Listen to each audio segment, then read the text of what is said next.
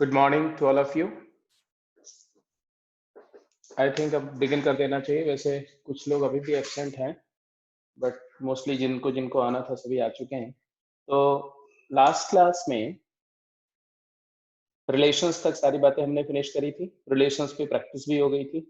Function हमने start नहीं किया था, right? So today we are going to take up the elementary part of the function. So function, अगर आपसे कोई पूछे what is function, so how do you describe function? क्या है? फंक्शन को डिफाइन करना है तो आप कैसे डिफाइन करेंगे फंक्शन को? Anyone of you who can just tell me some idea about function, that what is function?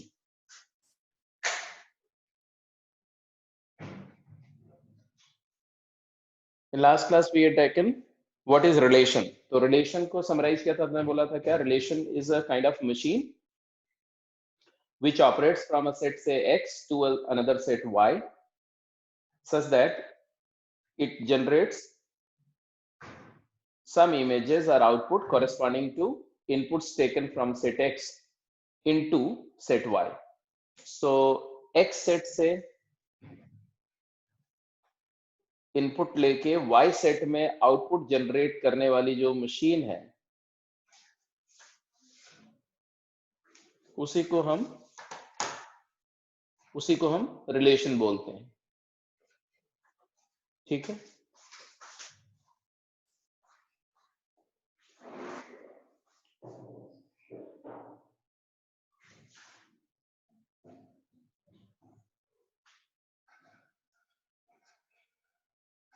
तो अगर मैं ऐसा बोलूं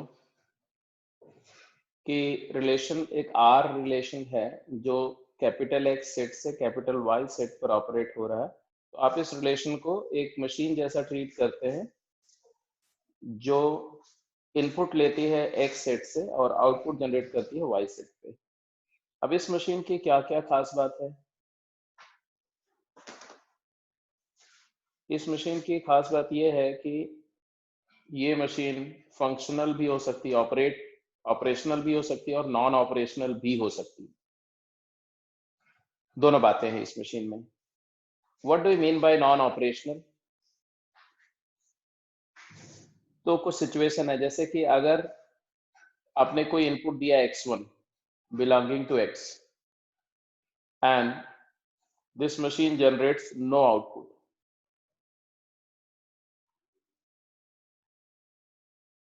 इन y, तो हम बोलेंगे मशीन डिफंक्ट है। एग्जैक्टली इसी तरह से एक सिचुएशन ऐसा है कि I had taken one input x1 belongs to x and corresponding to this input suppose the machine generates two output, y1 and y2 belongs to capital Y. Even in that case the prediction of output is not possible to be done. So ऐसे case में भी हम बोलेंगे कि machine properly operate नहीं कर रही है, तो इस केस में भी हम बोलेंगे मशीन फंक्शनल नहीं है। तो आप समझ रहे हो बेसिक बात क्या है? रिलेशन एक मशीन है और उस मशीन का फंक्शनैलिटी, उस मशीन की फंक्शनैलिटी जो है उसी को हम कंडीशनलाइज करने जा रहे हैं कि अगर कोई रिलेशन फंक्शनल है, ऑपरेशनल है, प्रॉपरली ऑपरेट कर रहा है तो उसको हम फंक्शन बोलेंगे।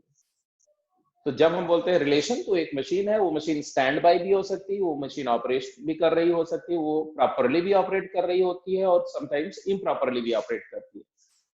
हर सिचुएशन में रिलेशन बोलेंगे मशीन को, बट अगर वो मशीन प्रॉपरली ऑपरेट नहीं कर रही है तो वो रिलेशन या वो मशीन फंक्शनल नहीं बोली जाती है, तो ऐसे रिलेशन को हम नॉन फंक्शन बोलते हैं। ठीक है, तो keeping that idea in mind we are going to define what function. तो फंक्शन की डेफिनेशन लिखिए सभी लोग। डेफिनेशन ऑफ फंक्शन क्या है? तो function, a function f from set x to y, a function f from set x to y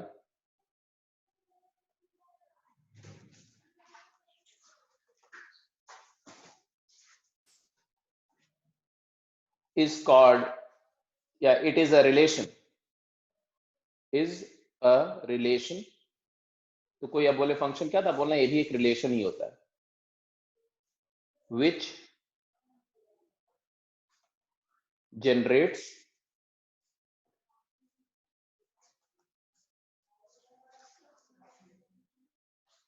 exactly one output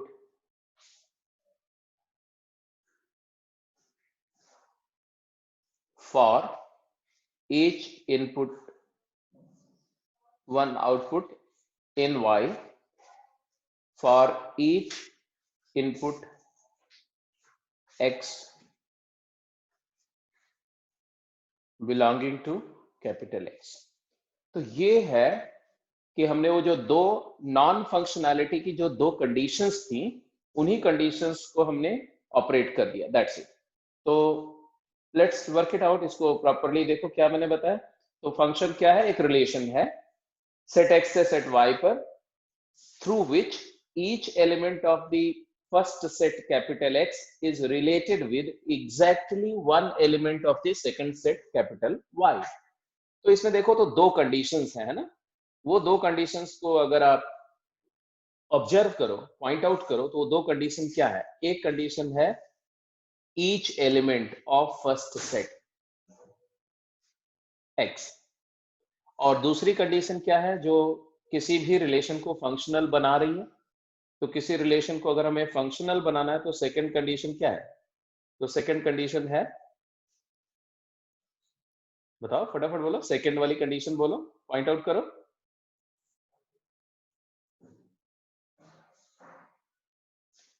तो second condition है exactly one element of the second set y। तो इसको अगर आप mathematically लिखो तो पहली बात है कि for all x belonging to capital X there is an image, an output in second set y, y belonging to y। और दूसरी बात क्या है, ये फर्स्ट कंडीशन है। तो दूसरी कंडीशन क्या है, that for no two elements y1 and y2 belonging to capital Y, there is exactly one pre-image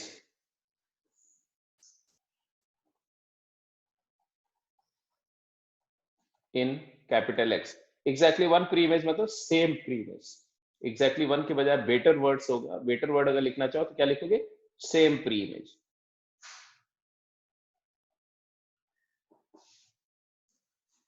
तो ये दो कंडीशन अगर कोई रिलेशन फॉलो कर रहा है, हम ऐसे रिलेशन को बोलते हैं फंक्शनल है। A relation to be function this must satisfy the following two properties. पहली प्रॉपर्टी मैंने क्या बताई, that for every x in the first set, जिसको हम डोमेन सेट बोलेंगे, there is an element y in the second set such that y is f image of x। दूसरी condition क्या बोलेंगे, no two element in y should have same pre image in capital X। जैसे एक example लेते हैं, ठीक है। तो मैंने बोला कि let us consider a situation that we are given two sets a and b। तो पहले मैं एक सेट ले लेता हूं, x सेट ले लेता हूं।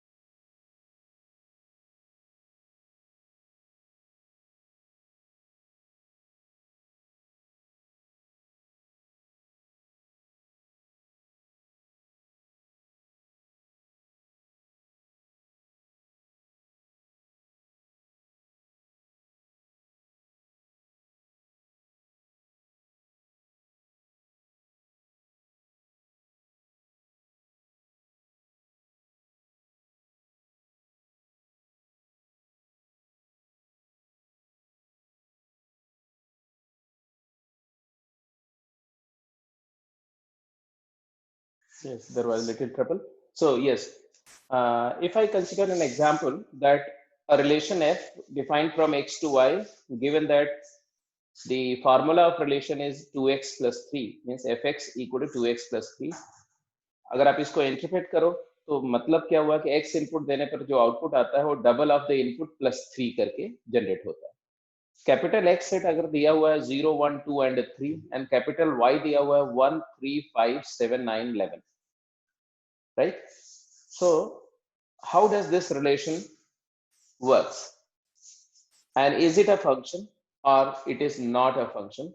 इस बात को ऑब्जर्व करने के लिए हम क्या करेंगे, तो हम सबसे पहले तो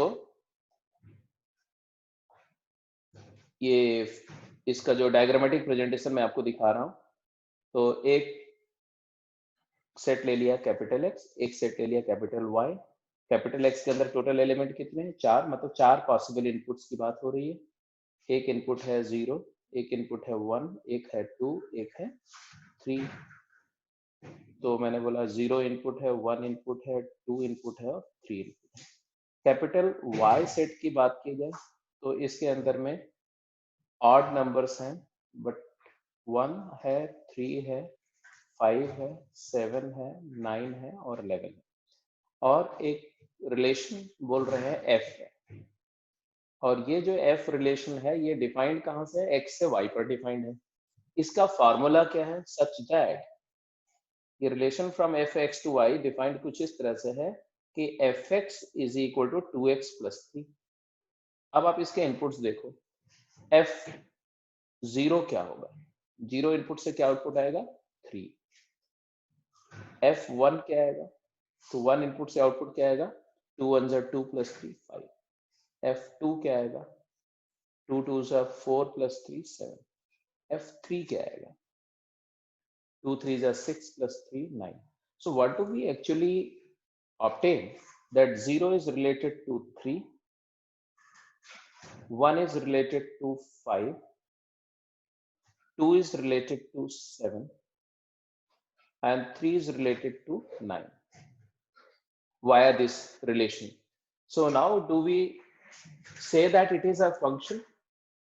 Yes, it is a function. Why? Because it satisfies both the conditions of the function, या functionality of a relation. First, for each input, 0 से भी एक आउटपुट है, 1 से भी एक आउटपुट है, 2 से भी एक आउटपुट है, 3 से भी एक आउटपुट है. पहली कंडीशन ये होनी चाहिए कि फर्स्ट सेट का कोई एलिमेंट छूटना नहीं चाहिए, तो हर एक एलिमेंट से एक आउटपुट है, ये वेरीफाई हो गया.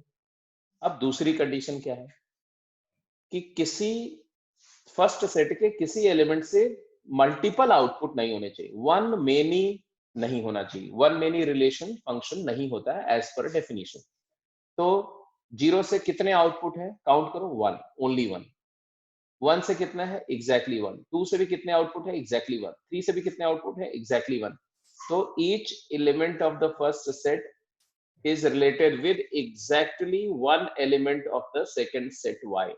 तो ये कंडीशन प्रॉपरली फॉलो हो रही है, तो इसको बोलेंगे कि f from x to y is a function. अब जब ये फंक्शन है तो हम इसके कुछ टर्म्स डिफाइन करते हैं, जैसे कि ये जो 0 है ना, ये जो 1 है, ये जो 2 है और ये जो 3 है, ये सब क्या है, तो ये इनको हम बोलते हैं, क्या बोलते हैं, इनपुट्स और प्री इमेजेस. प्री इमेजेस, और इसी को आर्गुमेंट भी बोलते हैं. तो ये 3 टर्म है, फटाफट इसी डायग्राम पर लिख लो सारा. ठीक है जी. अब डोमेन नहीं बेटा, डोमेन तो एक सेट होता है, we are talking of elements of that set, right. तो दे आर कॉल्ड इनपुट्स और इमेजेस और आर्गुमेंट्स. ठीक है, क्लियर है ये बात, इनपुट भी समझ में आ गया, इमेजेस भी, इमेजेस नहीं, इसको बोलते हैं प्री इमेजेस. तो please make the correction, pre images, pre image के पहले, राइट. और आर्गुमेंट भी बोलते हैं इनपुट को. अब आ जाते हैं दूसरे एंड पे, वाई सेट के जो एलिमेंट, वाई सेट में तो बहुत सारे एलिमेंट है, कितने एलिमेंट है, 6 एलिमेंट है, बट वो 6 एलिमेंट में से सिर्फ 4 एलिमेंट है जो कनेक्ट किसी से रिलेट हो रहे हैं. कौन से, 3 तो ये जो 3 है, इसी तरह से ये जो 5 है, ये जो आपका 7 है, और ये जो आपका 9 है। ओके, ये एलिमेंट्स को हम क्या बोलते हैं? इनको हम बोलते हैं आउटपुट्स, और इसी को इमेजेस भी बोलते हैं, इमेजेस।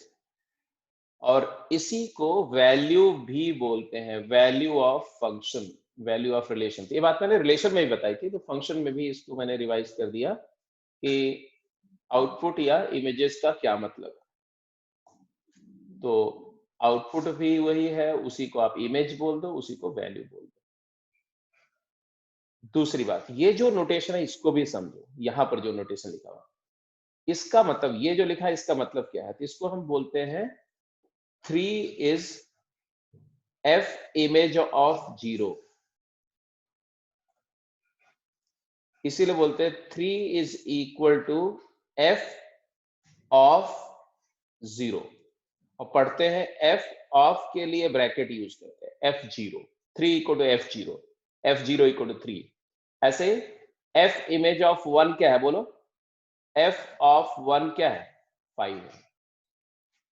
तो f ब्रैकेट 1 5 का मतलब f of 1 is equal to 5। अब ये कहीं कहीं इसको f ऑफ 1 को f इंटू 1 मत समझना, ये मल्टीप्लीकेशन नहीं है, ये ऑफ वाला है। ऑफ मतलब 1 के कॉरेस्पॉन्डिंग f फंक्शन के थ्रू आउटपुट क्या है? 5। ऐसे 2 का f इमेज ऑफ 2 क्या हो गया? 7। और f इमेज ऑफ 3 क्या हो गया? 9। इमेज मतलब आउटपुट। तो 2 इनपुट है तो 7 आउटपुट है, 3 इनपुट है तो 9 आउटपुट है, इट्सेट्रा। समझ में आई बात? इतनी बात समझ में आ गई? तो इसके साथ साथ दो बातें और लिख दो। तो एक टर्म यहीं पर लिख दो, डोमेन। तो डोमेन क्या है? तो डोमेन का मतलब लिख रहे हैं हम लोग। तो आप ऐसे लिखेंगे, डोमेन क्या है? What is domain?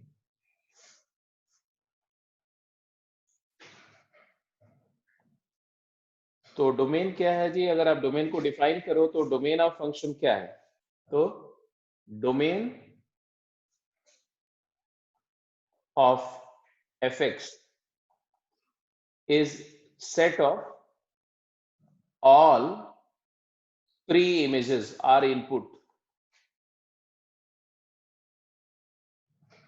or inputs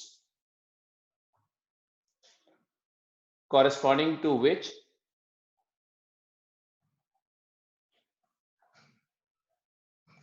input को हम x से डिनोट कर रहे हैं ना, तो इनपुट x लिख दो, x corresponding to which output y belongs to y। तो हमारे पर्टिकुलर केस में डोमेन क्या था? तो डोमेन हमारा जो आया, df लिख रहा हूं उसको मैं, तो उसके अंदर में सारे एलिमेंट है ना, क्योंकि आपने बोला कि फंक्शन कब फंक्शन बोला जाता है रिलेशन?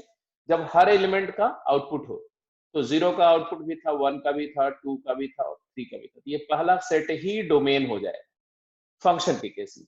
रिलेशन के केस में ऐसा जरूरी नहीं है।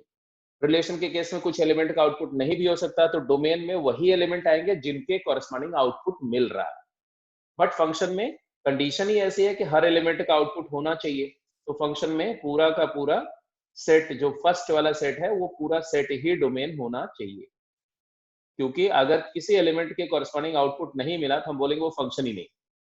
अब आ जाते हैं कोडोमेन। एक टर्म है कोडोमेन। कोडोमेन क्या है?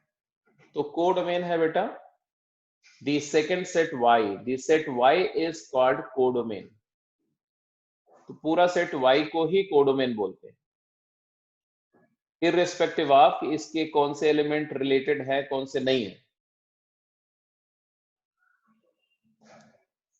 तो जब आपने बोला कि हमारा फंक्शन f है जो कि x सेट से y सेट पर डिफाइंड है, तो x जो है वो डोमेन हो गया और y क्या हो गया? y सेट हो गया कोडोमेन। अब एक तीसरा टर्म होता है जिसको हम बोलते हैं रेंज। अब ये रेंज क्या है? तो रेंज है set of all images oblique outputs, the set of all images, images को ही आउटपुट्स भी बोलते हैं या वैल्यूज भी बोलते हैं, y belonging to capital Y for every x belonging to capital X। तो फर्स्ट सेट के हर एक एलिमेंट के कॉरेस्पॉन्डिंग जो y set, capital Y set में आउटपुट मिलेगा, वो सारे आउटपुट्स को कलेक्ट कर लो, तो उसको हम रेंज बोलते हैं। तो रेंज और डोमेन के लिए रेंज अगर हम लिखेंगे तो रेंज कैसे लिखेंगे? It is collection of y such that y belongs to capital Y and y is f image of x for some x belongs to capital X। तो ऐसे सारे y का कलेक्शन जो है वो तुम्हारा हो जाएगा डोमेन रेंज। इसी तरह से डोमेन को भी अगर आप सेट बिल्डर फॉर्म में लिखना चाहो ना, तो डोमेन ऐसे मेंशन करेंगे, डोमेन ऑफ फंक्शन क्या होगा? It is collection of x such that x belongs to capital X and for which f image of x is called y which has to lie in capital Y। तो x set के हर element x का collection जिसके corresponding output second set y में लाई करता हो, उसको बोलते हैं डोमेन। तो ये टर्मिनोलॉजी बिल्कुल क्लियर होनी चाहिए, ठीक है? क्या डोमेन क्या है, कोडोमेन क्या है और रेंज क्या है? तो एक बार मैं आपसे पूछता हूं, आप मुझे बताओ कि कितने लोगों को फंक्शन की डेफिनेशन और उसकी इमेज का कॉन्सेप्ट, प्री इमेज का कॉन्सेप्ट, उसका नोटेशन और उसका डोमेन क्या है, कोडोमेन क्या है और रेंज क्या है, ये सेंस क्लियर हो गया?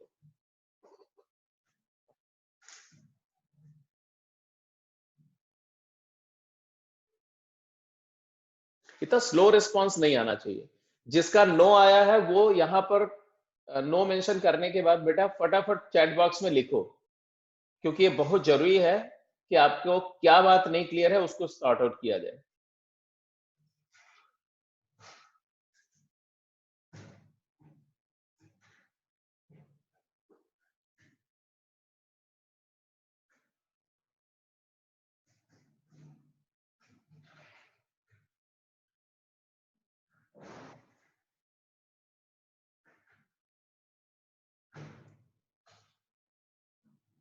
If your response is so slow, then it will be difficult to help you out।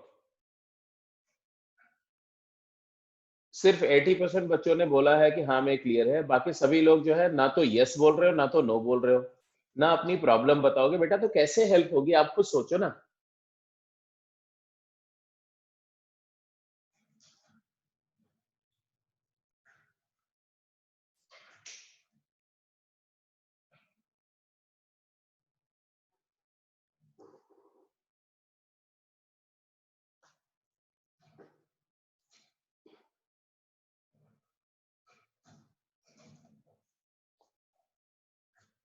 चलो मैं एज्यूम कर लेता हूं कि आपको समझ में आ गया।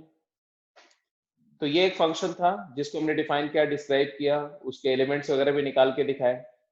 अब मैंने बोला कि इसी फंक्शन पे अगर मैं सेट y को ऑल्टर कर देता हूं, सेट y की जगह लिख देता हूं y such that y is prime and y is less than equal to 15। अब बताओ ये फंक्शन होगा कि नहीं? I am waiting for your answer. After changing the definition of codomain, will it now be a function or not? It won't be a function। निधि ने बोला function नहीं होगा, आर्यन ने भी बोला फंक्शन नहीं होगा। क्यों नहीं होगा बेटा, उसका रीजन भी बताओ फटाफट। क्योंकि अब तुम्हारा कोडोमेन जो है वो क्या है, बेसिकली कोडोमेन को ऑब्जर्व करो तो कोडोमेन क्या है? तो कोडोमेन के अंदर जो एलिमेंट है वो तुम्हारे हैं prime numbers like 2, 3, 5, 7, 11 and 13 and 15।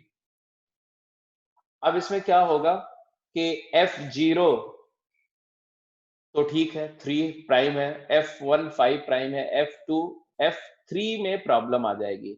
F of 3 will not be defined.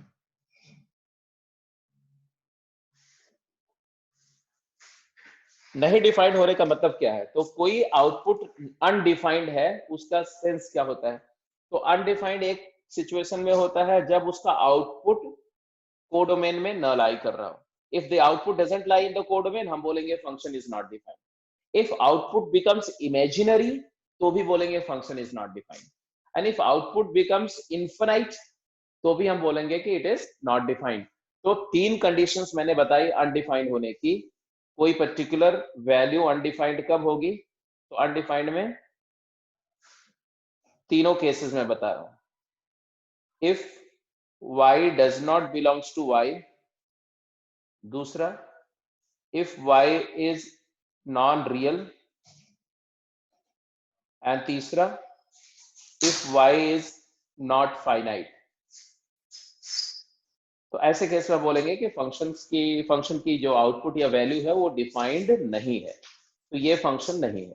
तो आपने देखा फंक्शनैलिटी किन बातों पे डिपेंड करेगी, तो आप नोट करके लिख दो। Functionality of a relation depends on functionality of a relation F depends on 3 things, 3 aspect पे डिपेंड करेगी। कौन कौन सा? तो पहला फार्मूला, फंक्शनल या एनालिटिकल फार्मूला बोलो, एनालिटिकल फार्मूला पे डिपेंड करेगी। अभी मैं दिखाता हूं कैसे एनालिटिकल फार्मूले पे डिपेंड करेगी। और दूसरा ये डिपेंड करेगी डोमेन पे, डोमेन सेट पे डिपेंड करेगी, कैपिटल एक्स पे। और तीसरा किस पे डिपेंड करेगी? तीसरा फंक्शनैलिटी डिपेंड करेगी कोडोमेन सेट पे, वाई पे। अगर इन तीनों में से कोई भी मैं चेंज कर दूं, तो एक फंक्शनल रिलेशन नॉन फंक्शनल हो जाएगा। मतलब एक रिलेशन फंक्शन से नॉन फंक्शन बन सकता है। जैसे एक केस तो आपने देख लिया कि कोडोमेन को चेंज किया, तो एक पहले जो एक रिलेशन एफ फंक्शन था वो नॉन फंक्शन बन गया। ठीक है, एक दूसरा केस दिखाता हूं मैं। मान लो मैं डोमेन को चेंज कर दूं। ठीक है, हमारा डोमेन सेट क्या था? ये था 0 1 2 3, ये 3 एलिमेंट थे, है ना। अब इसमें मैंने बोला कि कुछ एलिमेंट में ऐड कर रहा हूं। अगर हम न्यू डोमेन डिफाइन कर दें जिसके अंदर एलिमेंट हो 0 1 2 3 4 5, अब क्या होगा? अब क्या होगा? F0 F1 F2 और F3 तक तो कोई ट्रबल नहीं, ये सारे तो बिलोंग्स टू Y हैं। बट F4 देखो, F4 क्या होगा? F4 का 4 2 8 प्लस 3 11, ये भी ठीक है। अब F5 देखते हैं। F5 क्या होगा? 5 2 10 plus 3 13, 13 does not belongs to Y, तो हम बोलेंगे F5 is not defined. And therefore for each element का वायलेशन हो गया। हर एलिमेंट का आउटपुट नहीं मिल रहा है, तो ये फंक्शनल नहीं रहेगा। मतलब कि functionality of a relation also depend on domain. Good, Nidhi ने बोला 3 हैज नो प्री इमेज। उस केस में अभी क्या है? F5 5 has no image. अब तीसरा केस में दिखाता हूं कि चलो डोमेन वही रहने देते हैं, कोडोमेन सेट भी वही रहने देते हैं, सिर्फ क्या चेंज कर दें? फार्मूला चेंज कर देते हैं। मान लो हमारा फंक्शन का फार्मूला 2x प्लस 3 के बजाय हम लिख दें 2x स्क्वायर प्लस 3। अब क्या होगा? F0 क्या होगा? F0 is equal to 3 belongs to y। F1 क्या होगा? F1 is equal to 5 belongs to y। F2 क्या होगा? F2 is equal to 2 2 4 2 8 plus 3 11। It is also element of y। But F3 क्या होगा? 3 3 9 2 18 plus 321 does not belongs to y। तो हमने क्या देखा, हमने देखा कि 0 का आउटपुट मिलेगा, 1 से आउटपुट मिलेगा, 2 से आउटपुट मिलेगा, बट 3 से आउटपुट जो है वो नहीं मिलेगा। तो हमने ऑब्जर्व किया कि keeping the first set x as it is, second set y as it is, only by changing the analytical formula a function can reduce to non function। तो आई होप अभी ये सबको समझ में आ गया कि किसी भी रिलेशन की फंक्शनैलिटी कैसे फार्मूले पे डिपेंड करती है, कैसे डोमेन सेट पे डिपेंड करती है और कैसे कोडोमेन सेट y पे डिपेंड करती है।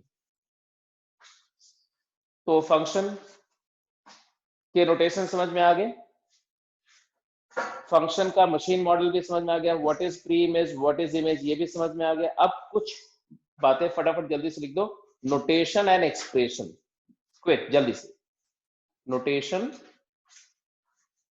And expression. तो फंक्शन का नोटेशन तो आपको आता ही है कि कभी कभी फंक्शन को हम लिखते हैं f from x to y, पढ़ते क्या है, f such that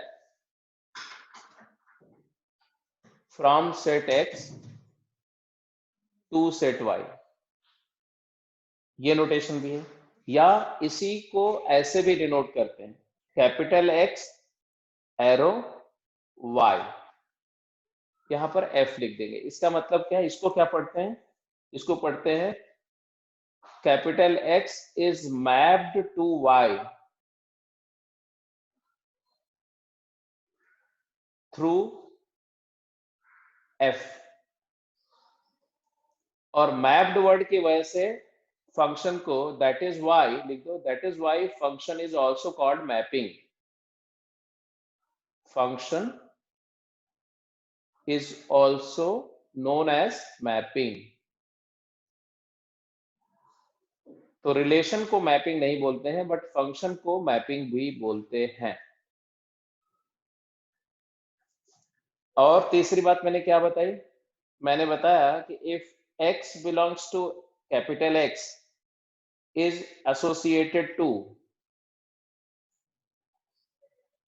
y belongs to capital Y, तो हम बोलते हैं y is f image of x, और लिखते हैं y is equal to f bracket x।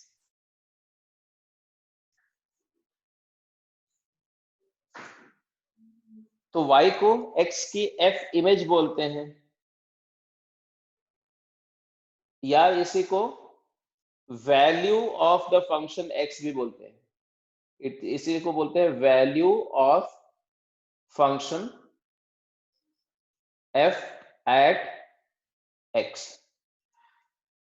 इसीलिए इसको f ऑफ x बोलते हैं, f ऑफ x।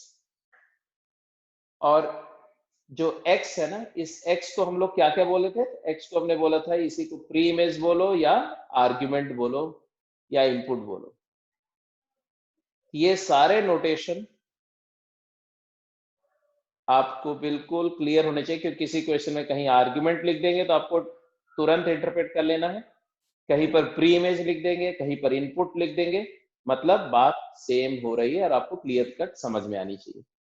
अब आते हैं, नोटेशन तो समझ में आ गया, अब आते हैं एक्सप्रेशन। तो फंक्शन लिख दो, f from x to y is expressed in two ways।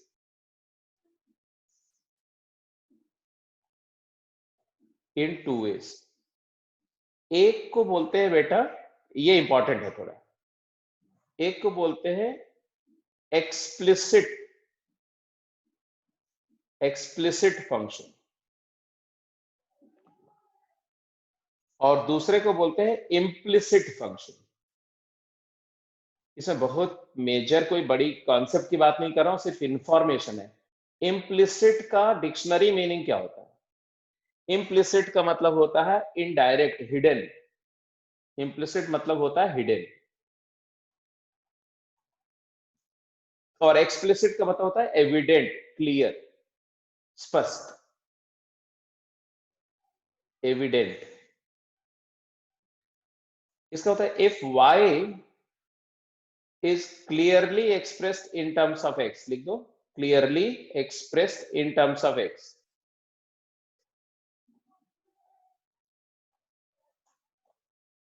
That is, जब आप लिखते हो y, लेफ्ट हैंड साइड में y हो और राइट हैंड साइड में x का एक्सप्रेशन हो, इसको हम एक्सप्लिसिट फंक्शन के फॉर्म में बोलते हैं. इम्प्लिसिट क्या होगा? इम्प्लिसिट फॉर्म क्या है? तो लिख दो, इम्प्लिसिट फॉर्म क्या है? When y is not clearly expressed. Y is not clearly expressed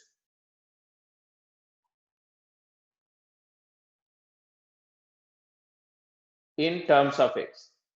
अगर y को x के टर्म में क्लियरली एक्सप्रेस नहीं किया गया है, जैसे क्या मतलब हुआ क्लियरली एक्सप्रेस नहीं किया गया? मतलब जब एक्सप्रेशन ऐसा लिखा हो f x, y equal to 0, मतलब x और y का एक एक्सप्रेशन हो और राइट साइड में 0 लिखा हो. जैसे इसको मैं एक एग्जांपल ले रहा हूं, एग्जांपल समझो. एक्सप्लिसिट और इम्प्लिसिट दोनों का एक एग्जांपल आपको दे रहा हूं. तो ये नोटेशन हटा देते हैं, ये सारी बात तो हो गई. तो एक एग्जांपल है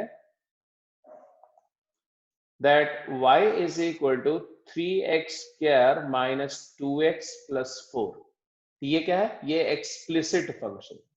इसमें x की वैल्यू दो और y की क्लियर कट वैल्यूज मिलती जाए. और अगर कहीं पर एग्जांपल ऐसे में दे दे y स्क्वायर माइनस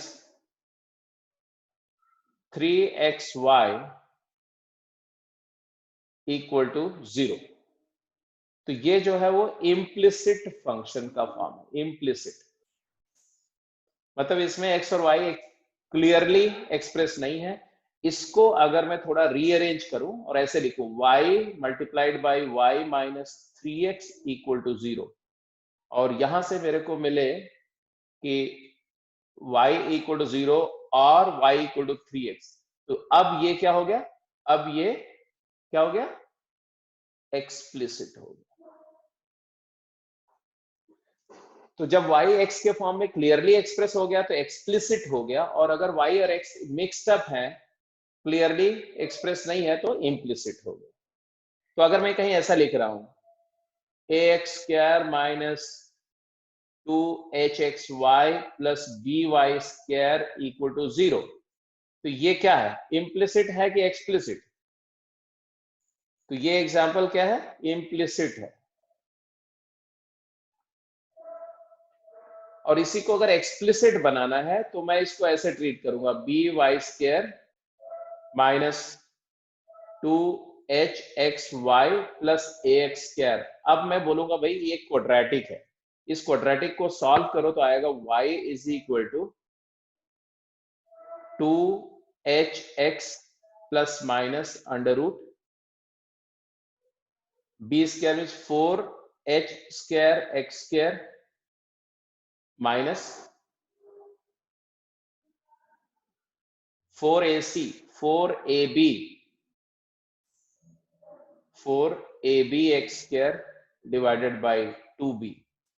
तो यहां से जो आएगा वो कुछ ऐसा आएगा, h x प्लस 4 कॉमन लेंगे, 2 कैंसिल हो जाएगा, तो under root of h square minus ab into X divided by b. तो ये जब लिख दिया ऐसे, तो y को x के फॉर्म में क्लियर लिख दिया. अब ये एक्सप्लिसिट हो गया. तो मैं सिर्फ ये दिखा रहा हूं कि एक्सप्लिसिट से इम्प्लिसिट से एक्सप्लिसिट कैसे बनाएंगे, और हमेशा पॉसिबल भी नहीं है कि हर एक एक्सप्लिसिट फंक्शन को इम्प्लिसिट फंक्शन को एक्सप्लिसिट में कन्वर्ट किया जा सके. ठीक है, तो नोटेशन भी समझ में आ गया, एक्सप्रेशन भी समझ में आ गया होगा. अब आ जाते हैं, ये सब बातें ठीक है, चलो ऐसे क्वेश्चन कर लिया. डोमेन का कॉन्सेप्ट मैंने बता ही दिया है ना, और रेंज का कॉन्सेप्ट. चलो ये एक एग्जांपल है, आप इसका डोमेन और रेंज लिख दो क्विक जल्दी से.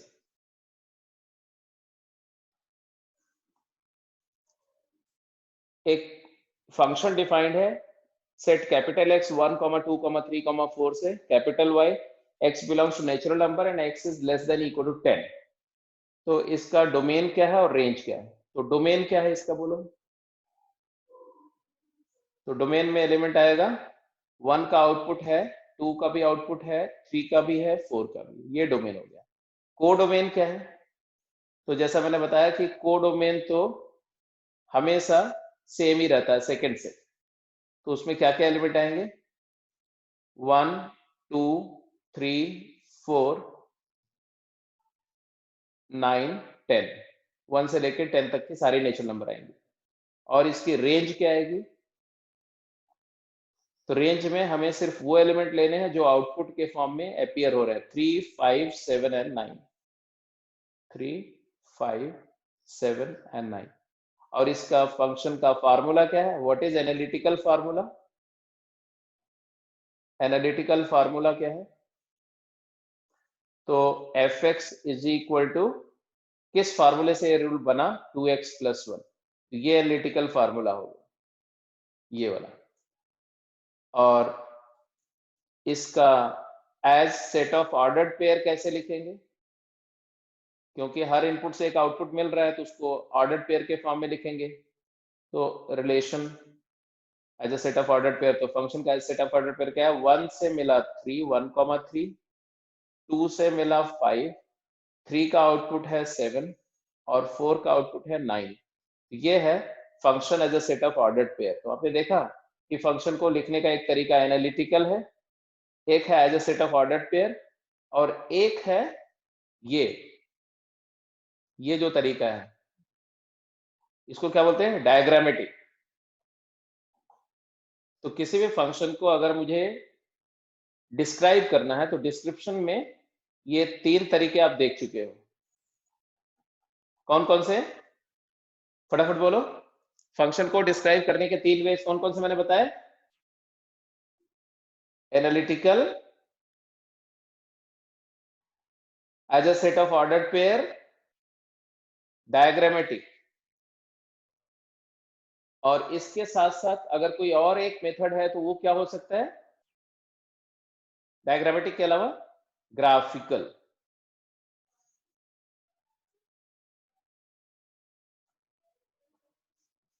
तो अगला एक कॉन्सेप्ट टेकअप करते हैं, representation of function. So just like relations, functions are also represented in 4 ways. तो पहला वे है एनालिटिकली। एनालिटिकली फंक्शन को कैसे रिप्रेजेंट करते हैं? तो मान लो मैंने एक सिचुएशन दी आपको, ठीक है? Analytically a function f from x to y is expressed by an equation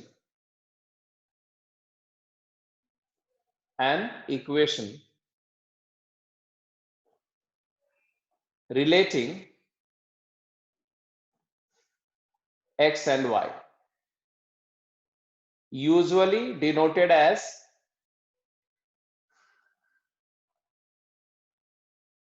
y equal to fx। और इसी को हम बोलते हैं फार्मूला ऑफ फंक्शन। इसी को एनालिटिकल, इसी इक्वेशन को बोलते हैं एनालिटिकल फार्मूला। फॉर एग्जाम्पल मैंने दिया कि एक फंक्शन है जिसका जीरो का आउटपुट 1 है, 1 का आउटपुट 3 है, 2 इनपुट से आउटपुट आया 9 है, 3 इनपुट से आउटपुट आया 19 है।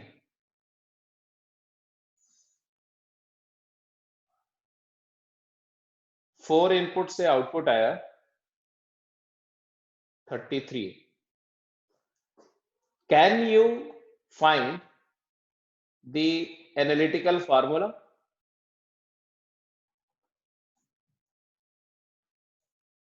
Can you find the analytical formula?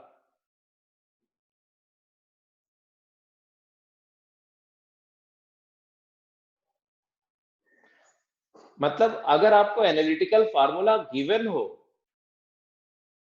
तो फंक्शन को आइडेंटिफाई करना आसान है, तो आउटपुट निकाल सकते हैं। लेकिन अगर आउटपुट और इनपुट का सेट गिवन हो तो एनालिटिकल फार्मूला हमेशा उतने आसानी से नहीं फाइंड किया सकता। तो मैंने एक चैलेंजिंग टास्क थोड़ा सा दिया, थोड़ा सा चैलेंज है, 11th का कॉन्सेप्ट यूज करना है और इस फंक्शन का एनालिटिकल फार्मूला बताना है क्या होगा।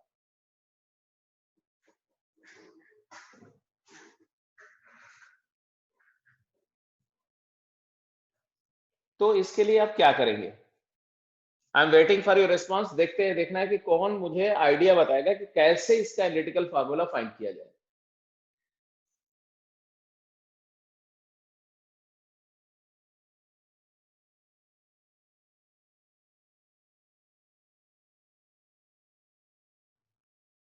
बोलो। Hello, am I audible? आप लोग बीच बीच में ऐसे साइलेंट हो जाते हो कि जैसे लगता है कि आपको आवाज ही नहीं सुनाई पड़ रही है, सो गए हो आप सभी।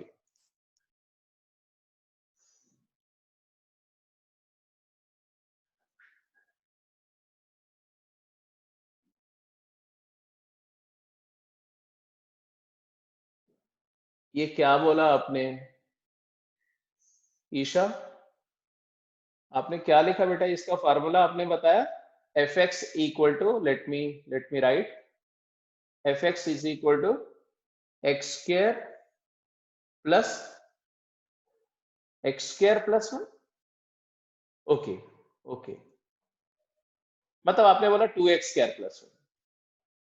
Well done, well done. कैसे ऑब्जर्व किया? यस, कैसे ऑब्जर्व किया साक्षी? कैसे ऑब्जर्व किया मुझे बताओ। मतलब आपने हिट एंड ट्रायल से किया या आपने कुछ सिस्टमेटिक तरीके से रिड्यूस करके किया?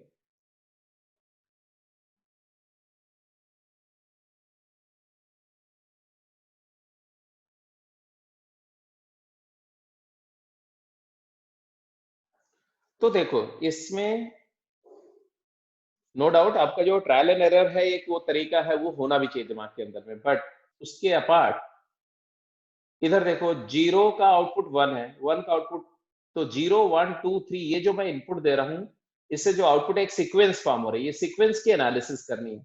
तो सीक्वेंस के एनालिसिस का एक बहुत बेहतरीन तरीका होता है डिफरेंस मेथड। तो 3 - 1 डिफरेंस क्या है? 2। 9 - 3 डिफरेंस क्या है? 6। 19 - 9 डिफरेंस क्या है? 10। और 33 - 19 डिफरेंस क्या है? 14। अब जरा देखो तो इसका डिफरेंस 4 और यहां भी डिफरेंस 4 और यहां भी डिफरेंस 4, मतलब डिफरेंस ऑफ डिफरेंस कांस्टेंट है। जब डबल डिफरेंस कांस्टेंट होता है तो जो एफ एक्स होता है वो क्वाड्रेटिक फंक्शन होता है, ऐसा कुछ ax² + bx + c होगा। +1 में आपने किया है डिफरेंस मेथड, है ना? तो अब ये abc की वैल्यू क्या होगी? तो f0 क्या है? 1 है।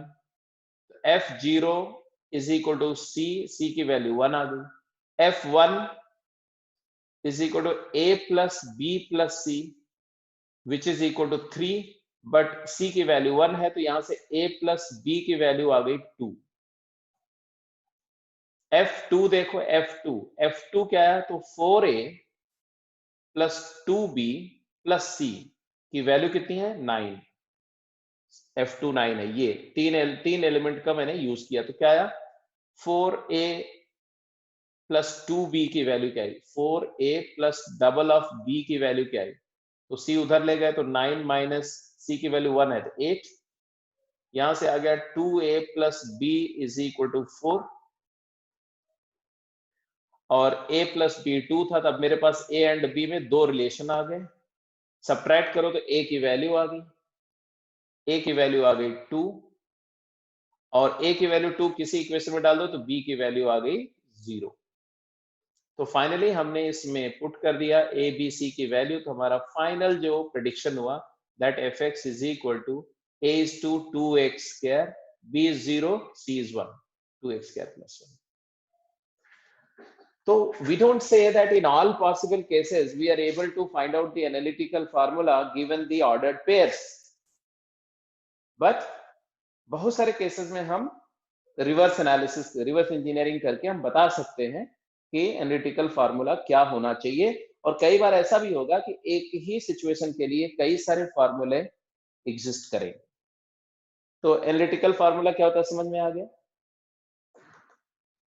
So in this method, we represent the function as a relation in variable x and y and write it as an equation y equal to fx। जैसे कि अगर 0, 1, 2, 3, 1, 3, 5, 7, 9, 11 ऐसा है और ये कुछ इनपुट आउटपुट रिलेशंस दे रही है, तो आप फंक्शन का फार्मूला एक्सप्रेस कर सकते हो। दूसरा केस क्या था, as a set of ordered pair. As a set of ordered pair क्या करते हैं, तो यहाँ पर इस मेथड में हम फंक्शन f को लिखते हैं collection of, set builder notation में, x, y such that x belongs to domain of x and y is equal to fx belonging to codomain। जैसे हमारा the above example can be expressed as a set of ordered pair as 0, 1 and 1, 3 and 2, 9 and 3, 19। ये वाला example जो आपके सामने है, इसी को जो एनालिटिकल फार्मूले के फॉर्म में है, इसको हम as a set of ordered pair लिखेंगे, जो कि गिवन था। तो ये है 0, 1, 1, 3, 2, 9, 3, 19। ऐसे अगर 4 एलिमेंट भी होता यहाँ पर, अगर यहाँ 4 एलिमेंट भी होता तो यहाँ पर आ जाता 4, 33 ऐसे। तो पहला मेथड एनालिटिकल समझ में आ गया, दूसरा as a set of ordered pair समझ में आ गया, तीसरा जो मेथड ऑफ रिप्रेजेंटेशन है उसको बोलते हैं ग्राफिकल। अब जरा देखो, हमने ये बोला कि फंक्शन एक सेट ऑफ ऑर्डर्ड पेयर है, क्योंकि रिलेशन है, रिलेशन भी सेट ऑफ ऑर्डर्ड पेयर होता है। फिर आपको ये अच्छी तरह से पता है कि every ordered pair is a point in X Y plane. So all these element of the relation are function can be plotted on X Y plane. तो उन्हीं सेट ऑफ पॉइंट्स का जो कलेक्शन आएगा उसको बोलते हैं ग्राफ ऑफ फंक्शन, और इस मेथड को बोलते हैं ग्राफिकल रिप्रेजेंटेशन। तो तीसरा हमारा है graphical. Being set of ordered pair, a function can be represented graphically on xy plane। जैसे कि पिछले एग्जाम्पल को अगर मुझे ग्राफिकली दिखाना हो तो कैसे दिखाएंगे, तो हम फटाफट 4 इनपुट्स के आउटपुट या 5 इनपुट के कॉरस्पॉन्डिंग आउटपुट्स के पॉइंट्स को प्लॉट कर लेते हैं। तो ऐसा कुछ एक प्लॉट आएगा।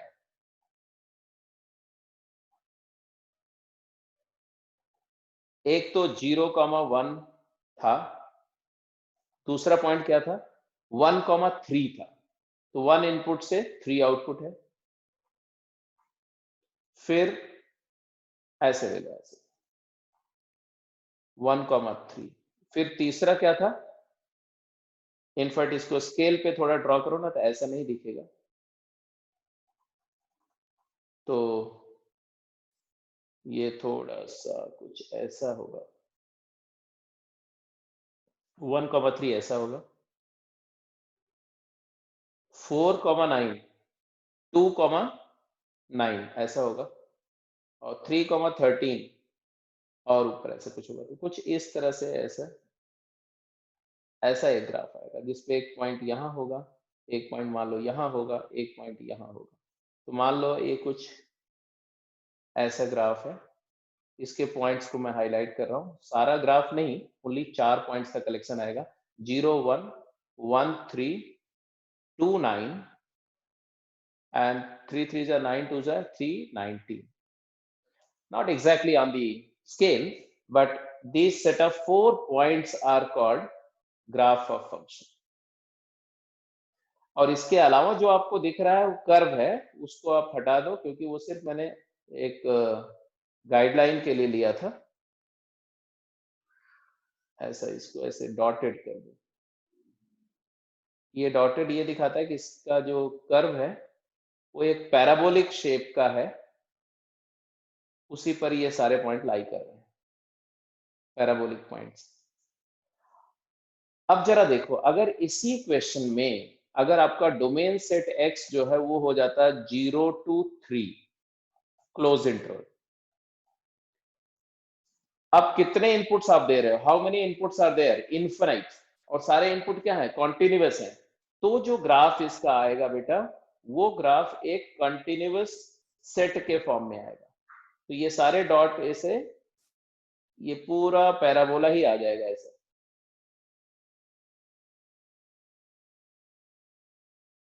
आप समझ रहे हो क्या बोल रहा हूं मैं, कि फार्मूला वही है, सिर्फ डोमेन चेंज हो गया तो ग्राफ चेंज हो गया।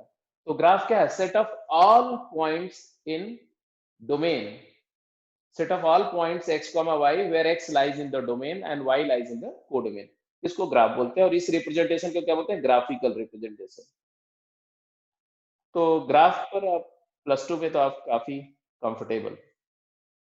एंड लास्टली बोलते हैं कि function can be plotted diagrammatically as well, वो तो सबको पता है कैसा एरो डायग्राम से दिखा। तो ये हो गया कि फंक्शन की डेफिनेशन क्या है, किसी रिलेशन की फंक्शनैलिटी का मतलब क्या है, what is pre image, what is image, and how do you analytically represent it, कैसे इसको ग्राफिकली दिखाएंगे, कैसे सेट ऑफ ऑर्डर पेयर के फॉर्म में दिखाएंगे, कैसे डायग्रामेटिकली दिखाएंगे फंक्शन। तो after just going through all this, method of testing the functionality of a relation, कि कोई रिलेशन कब फंक्शन होगा। ठीक है, तो आपने देखा रिलेशन कितने टाइप के थे, तो रिलेशन 4 टाइप के थे। कौन कौन से चारों टाइप जरा बताओ रिलेशन के। एक था 1-1 जिसको हम इंजेक्टिव बोलते थे, एक था मेनी वन जिसको हम नॉन इंजेक्टिव में, तो सारे आएंगे, नॉन इंजेक्टिव लिख दे रहा हूं मैं अभी। तो फंक्शन के केस में इसको नॉन इंजेक्टिव बोलेंगे, बट रिलेशन के केस में नॉन इंजेक्टिव में और भी दोनों आ जाएंगे। एक था वन मेनी और एक था मेनी मेनी। तो ये 4 तरह के रिलेशंस की बात कर रहे थे हम लोग। Out of these 4 type of relation, कौन से एज पर द डेफिनेशन कौन से फंक्शन नहीं है, तो ये फंक्शन नहीं है और ये फंक्शन नहीं। क्यों, क्योंकि हमने बोला वन इनपुट से मेनी आउटपुट नहीं होने चाहिए, हर इनपुट से सिर्फ एक आउटपुट होना चाहिए। तो one many relation are not function. तो one many and many many note करके लिख दो यहां पर, one many and many many relations are not function.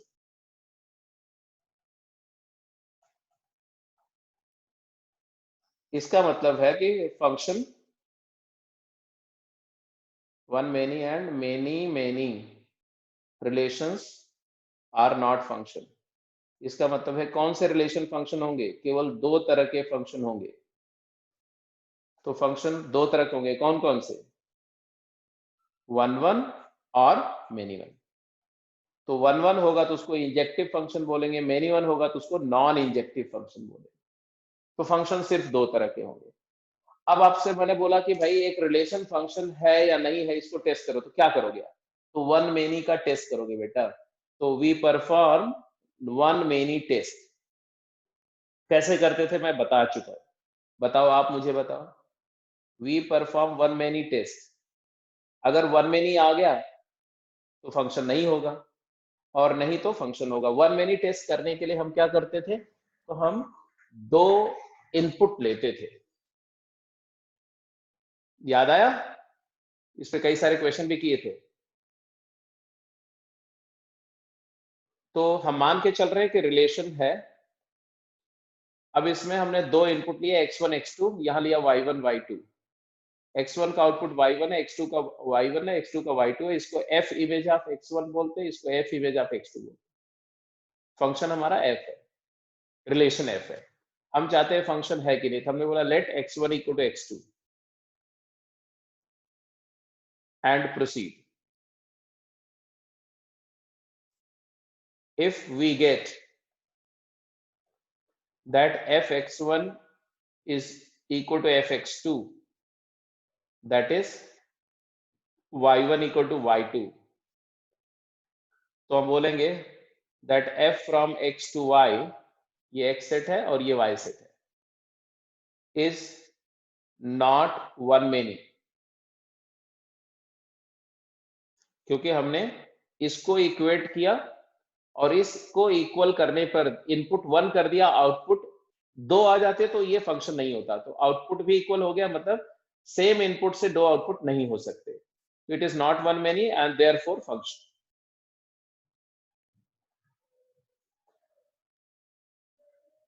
तो फंक्शनैलिटी टेस्ट करने का यही तरीका है। अब फंक्शन आ गया तो फंक्शन इंजेक्टिव है या नहीं है वो टेस्ट करने के लिए आपको मैंने पहले ही बताया था कि टेस्ट ऑफ इंजेक्टिविटी, हालांकि उसको अभी नहीं करना है, एक दो क्वेश्चन मैं ऐसे करा दूंगा। टेस्ट ऑफ इंजेक्टिविटी कैसे करेंगे? तो उसके लिए हम y1 इक्वल टू y2 लेंगे, इमेजेस को इक्वल कर लेंगे, and then y1 is fx1 and y2 is fx2, फिर सॉल्व करेंगे टू गेट। दो बातें होंगी, अगर आ गया x1 इक्वल टू x2 तो बोलेंगे इंजेक्टिव है, अगर ऐसा आ गया तो f इंजेक्टिव है, 1 1 है।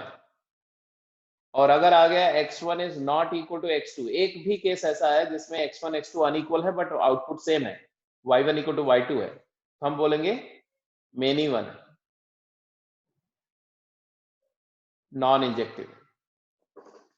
तो ये है कि टेस्टिंग कैसे करेंगे फंक्शनैलिटी की। तो अब फटाफट कुछ क्वेश्चंस करिए।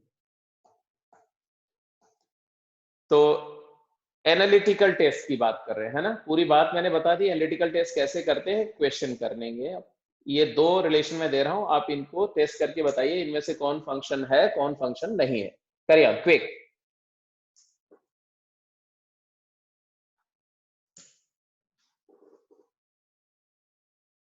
Of the two given relation, just test and let me know which one of them is function and which is not.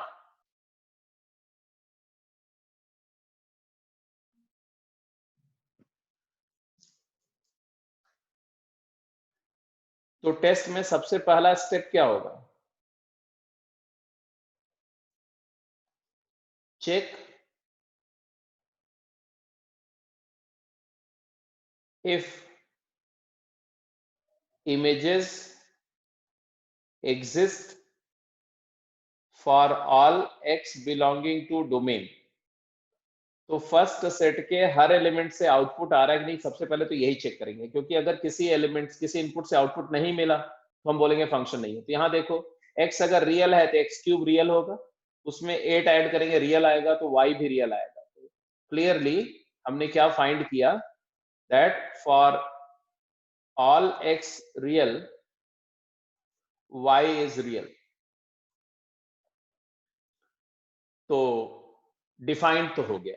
अब आ जाएंगे सेकेंड स्टेप पर। सेकेंड स्टेप पर क्या बोला जाएगा?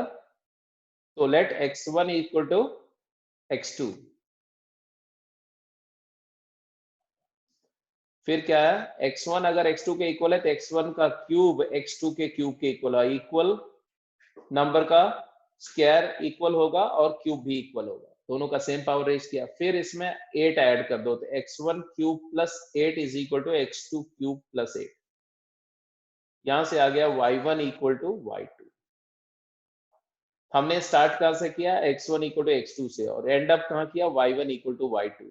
अगर y1 not equal to y2 आ जाता तो हम बोलते हैं कि सेम इनपुट से दो डिफरेंट आउटपुट हो सकते, तब ये फंक्शन नहीं होता, but now it is a function.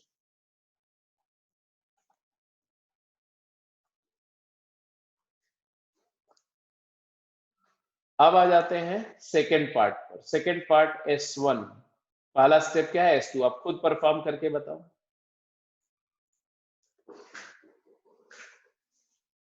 खुशी ने बोला ए इज फंक्शन, ठीक है। बी पार्ट बताओ बेटा, बी पार्ट।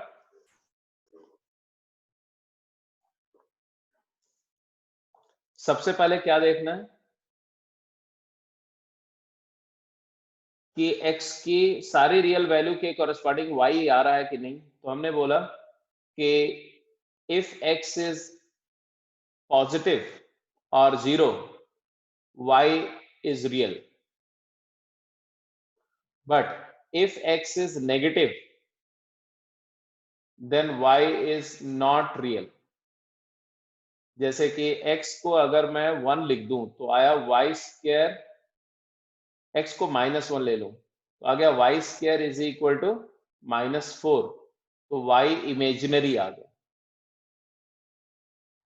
मतलब है कि कुछ इनपुट ऐसे हैं, रियल सेट में कुछ ऐसे इनपुट हैं, नेगेटिव नंबर्स हैं, जिनके कॉरेस्पॉन्डिंग आउटपुट डिफाइंड नहीं है। तो हम यही बोल देंगे नॉट अ फंक्शन। इसका तो f इज नॉट फंक्शन। तो एज लॉन्ग एज डोमेन में रियल नेगेटिव वैल्यूज हैं, तो ये फंक्शन नहीं हो सकता। मेरी बात समझ रहे हो? अब दूसरी बात, मान लो सपोज करो कि हम इस फंक्शन का डोमेन चेंज कर देते हैं। मान लो हमने बोला डोमेन है 0 टू इंफिनिटी टू रियल से। अब बताओ ये फंक्शन है कि नहीं? तो अर्लियर जो ओरिजिनल डेफिनेशन थी, ओरिजिनल डेफिनेशन में तो फंक्शन नहीं है, लेकिन इस डेफिनेशन पे क्या होगा? Y square equal to 4x function होगा कि नहीं होगा? तो अब हम बोलेंगे let x1 is equal to x2 implies 4x1 is equal to 4x2 implies y1 square 4x y square है तो 4x1 y1 square है और 4x2 y2 square है। क्यों? क्योंकि x1 का आउटपुट y1 माना है और x2 का y2। अब यहां से क्या है बेटा? देखो यहां से आया y1 is equal to y2 और y1 is equal to minus y2। दिख रहा है कि नहीं? ऐसे समझो कि y1 square minus y2 square 0 था, फैक्टर किया तो आया y1 minus y2 into y1 plus y2 0। दो का प्रोडक्ट जीरो है तो या तो पहला जीरो है तो y1 इक्वल टू y2 और y1 equal to minus y2। ये जो दूसरी पॉसिबिलिटी है, इससे ये कंफर्म हो रहा है कि दो डिफरेंट इनपुट का 1 और -1 दोनों आउटपुट का कॉरेस्पॉन्डिंग x क्या होगा? सेम। या ऐसे बोलो कि x की वैल्यू अगर आप 1 देते हो, है ना, x इक्वल टू 1 करते हो, तो उससे दो y मिल रहे हैं कि नहीं मिल रहे? कौन कौन से? चेक करके देख लो। y स्क्वायर 4 है तो y की वैल्यू -2 भी मिलेगी और 2 भी मिलेगी। तो एक y पॉजिटिव और y नेगेटिव से x सेम है, इसका मतलब ये वन मेनी रिलेशन है और वन मेनी रिलेशन फंक्शन नहीं है।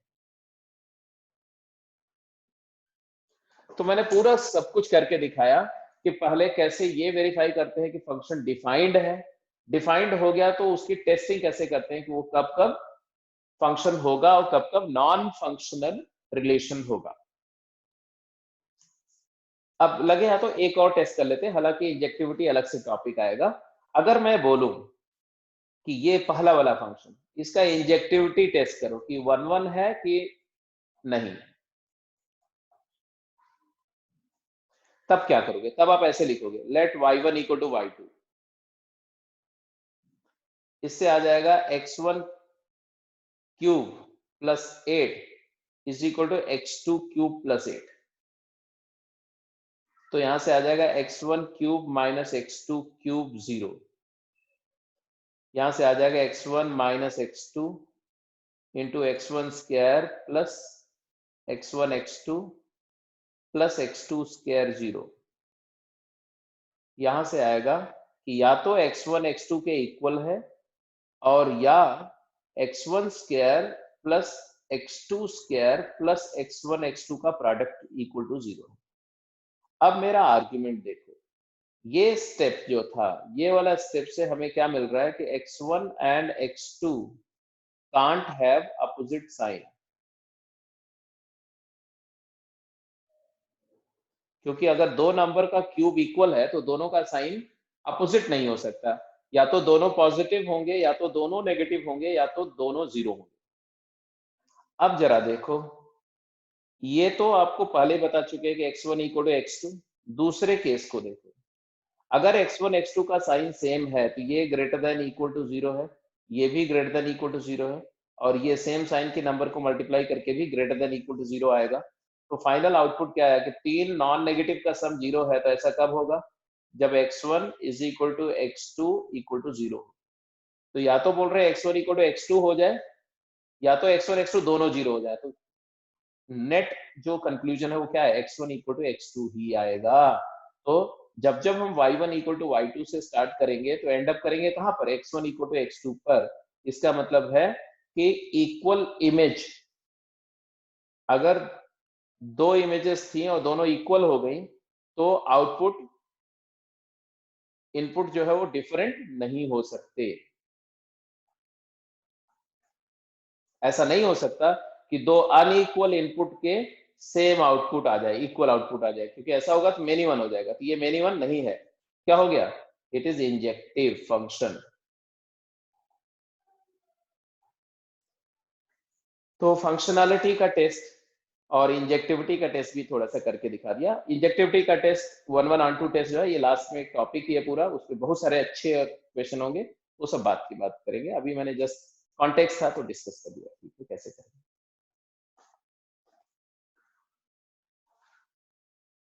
फिर अगर मान लो फंक्शन, मैंने बताया था ना फंक्शन चार तरह से रिप्रेजेंटेड होता है। एनालिटिकली अगर दिया हुआ है तो कैसे टेस्ट करेंगे आपने देख लिया।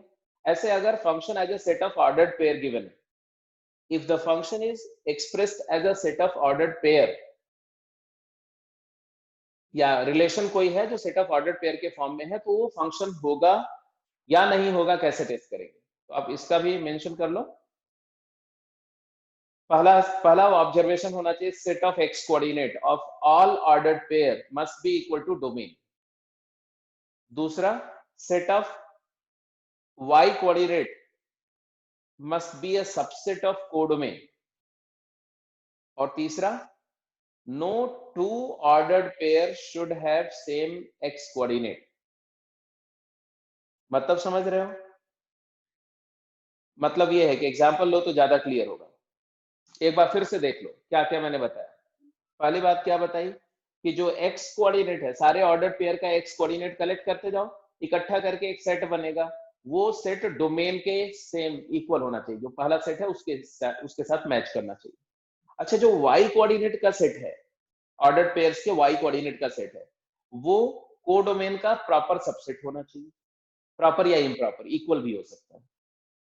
और तीसरा, मतलब कोई भी y coordinate y capital Y के बाहर नहीं होना चाहिए।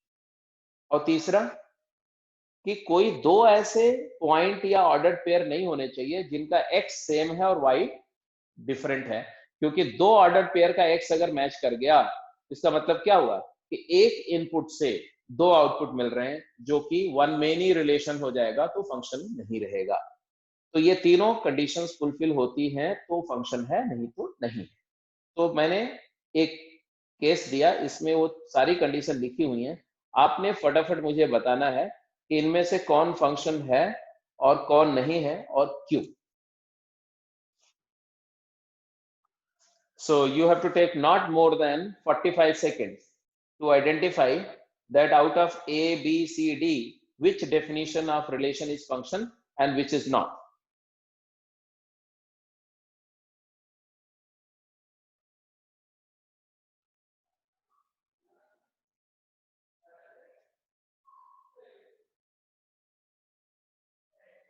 कौन फंक्शन है और कौन नहीं है ये बताना है।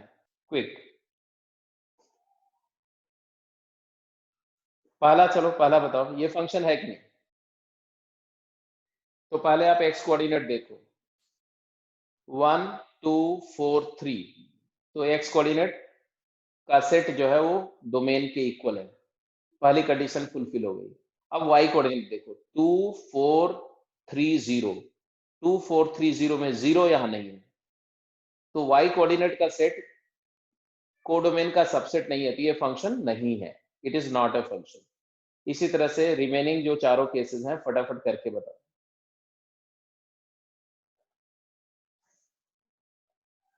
तो फर्स्ट हमने बोला it is not a function. क्यों फंक्शन नहीं है? Because because zero does not, F3 जिसको बोल रहे हैं, F3 equal to zero and zero does not belongs to codomain Y।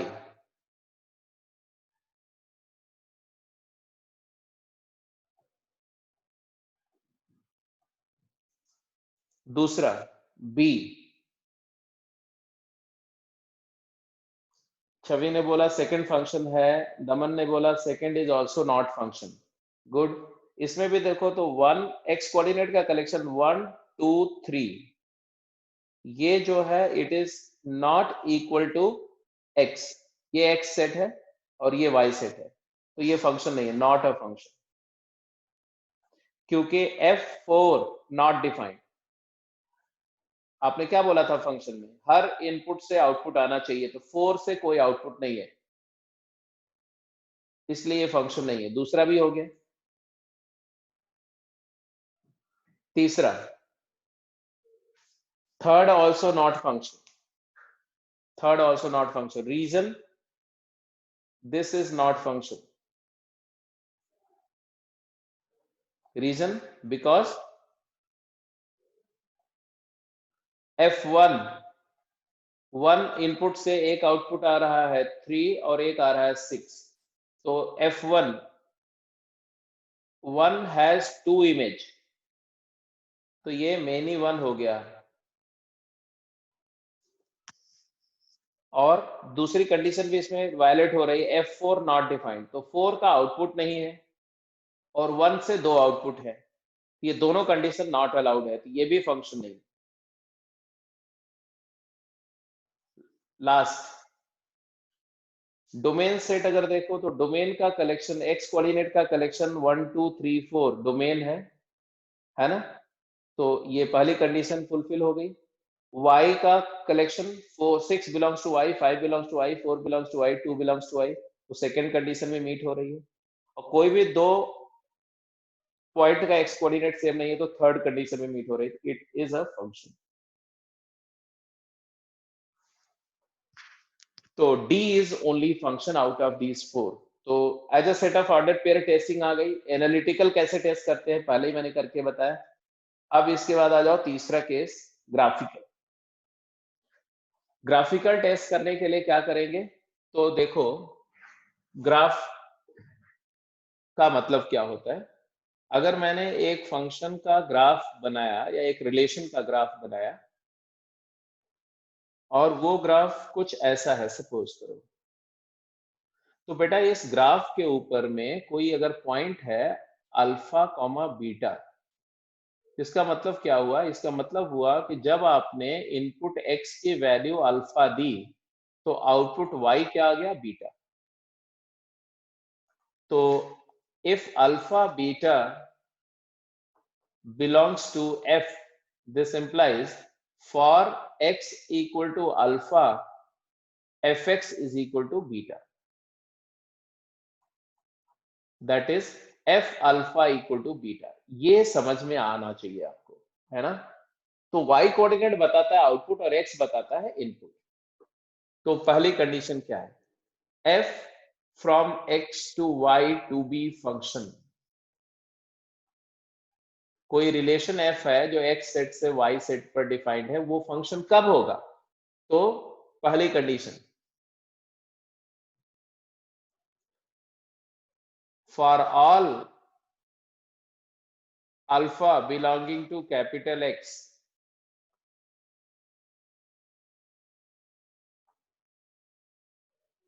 f alpha belongs to y, यही होना चाहिए। इसका मतलब क्या हुआ, इसका मतलब हुआ कि द वर्टिकल लाइन, इसको वर्टिकल लाइन टेस्ट भी बोलते हैं, the vertical line x equal to alpha, जब आपने x को अल्फा कर दिया तो x इक्वल टू अल्फा किया ना आपने, तो इसको x इक्वल टू अल्फा एक वर्टिकल लाइन होगी, cuts the graph of relation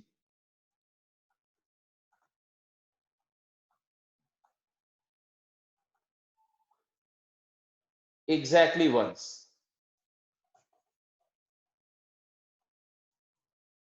तो कोई भी वर्टिकल लाइन लो, एक वर्टिकल लाइन लो x इक्वल टू अल्फा, ये वर्टिकल लाइन क्या है, x इक्वल टू अल्फा।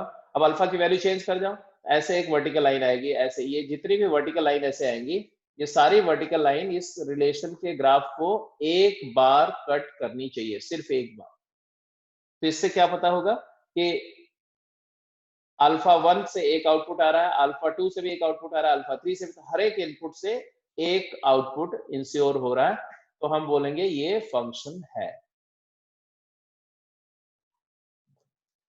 तो फंक्शन कब नहीं होगा, तो ये दूसरा पॉइंट समझ लो।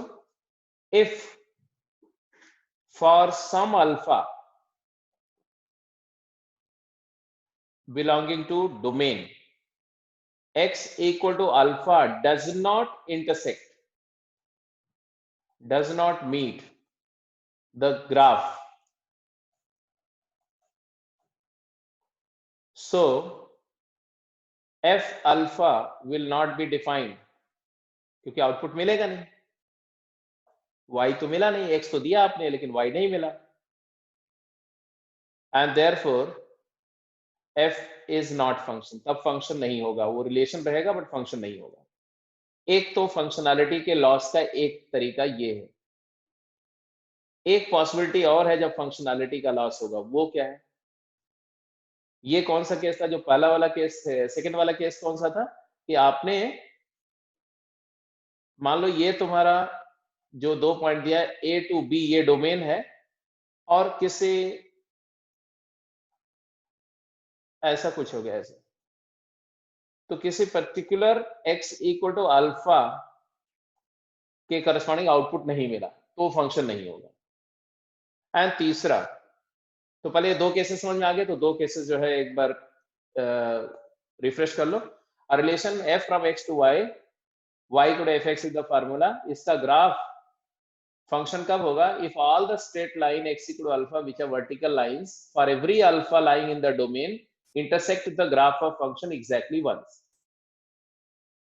and if for some alpha belongs to capital X, x equal to alpha does not cut, then I say that f is not a function.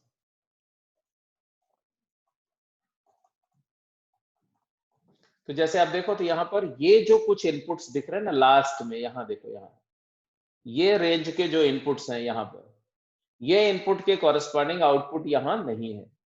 जैसे ये वर्टिकल लाइन ग्राफ को नहीं मीट कर रही, ये वर्टिकल लाइन भी graph को नहीं मीट कर रही, तो जिसके कॉरेस्पॉन्डिंग इंटरसेक्शन नहीं मिल रहा है उसका आउटपुट नहीं है, तो फंक्शन नहीं है। एंड लास्ट पॉइंट कुछ ऐसा है जिसमें इनपुट तो एक होगा लेकिन आउटपुट एक से ज्यादा हो जाएंगे। जैसे मान लो एक ग्राफ इमेजिन करो ऐसा है, ये एक रिलेशन का ग्राफ है, और हमने देखा कि वर्टिकल लाइन टेस्ट चलो करते हैं, तो हम x equal to alpha line draw करेंगे। तो यहाँ मैंने x इक्वल टू अल्फा एक लाइन ड्रॉ करी, अब अल्फा को चेंज करते जाओ, अल्फा को वेरी कराओ, ऐसे वर्टिकल लाइंस आती रहेंगी आपको। हर एक वर्टिकल लाइन का ग्राफ के साथ इंटरसेक्शन ऑब्जर्व करते जाओ, तो आपको दिख रहा है कि अभी तो एक इंटरसेक्शन मिल रहा है, यहाँ भी एक इंटरसेक्शन मिल रहा है, यहाँ भी एक इंटरसेक्शन मिल रहा है, यहाँ भी एक इंटरसेक्शन मिल रहा है, बट यहाँ पर एक से ज्यादा, यहाँ पर एक से ज्यादा इंटरसेक्शन मिल रहा है, फिर यहाँ पर फिर से एक मिल रहा है। तो what we actually observe that all vertical lines do not intersect the graph exactly once. There is at least one vertical line which actually meets the graph at multiple points. मान लो ये x equal to x alpha है, alpha naught है। हमने क्या देखा? Alpha not input दिया, तो अल्फा नॉट कॉमा y1, क्योंकि वर्टिकल पॉइंट्स जो होते हैं इनका y कोऑर्डिनेट डिफरेंट होता है, x कोऑर्डिनेट सेम होता है। अल्फा नॉट y1 भी से भी रिलेटेड है, अल्फा नॉट y2 से भी रिलेटेड है, अल्फा नॉट y3 से भी रिलेटेड है। इनपुट एक और आउटपुट अनेक। ये अल्फा नॉट कॉमा y2 है और ये अल्फा नॉट कॉमा y3 है, तीसरा पॉइंट। तो वर्टिकल पॉइंट्स जो हैं वो same x and different y की बात करते हैं, तो ये वन मेनी रिलेशन हो जाएगा, और वन मेनी रिलेशन फंक्शन नहीं हो सकता, thus नॉट फंक्शन। तो मैंने देखा कि analytically as a set of ordered pair as well as graphically किसी भी रिलेशन का फंक्शनैलिटी टेस्ट करने का क्या प्रोसीजर है। तो अगर आपको यहां तक कोई बात समझ में आ रही है तो आप देख सकते हो। तो for input x equal alpha, इस डायग्राम का मतलब है कि एक x इक्वल अल्फा इनपुट दे करके 3 आउटपुट आया, alpha y1, alpha y2, alpha y3. So it is one many relation and then therefore it is not a function. So one many and many relations will not be function. So functions will be only of two type. अगर fx function है,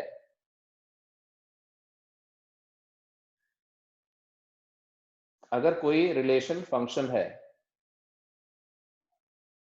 तो इसके दो ही classification होंगे. It is either injective 1 1 और f is on many one, that is non-injective.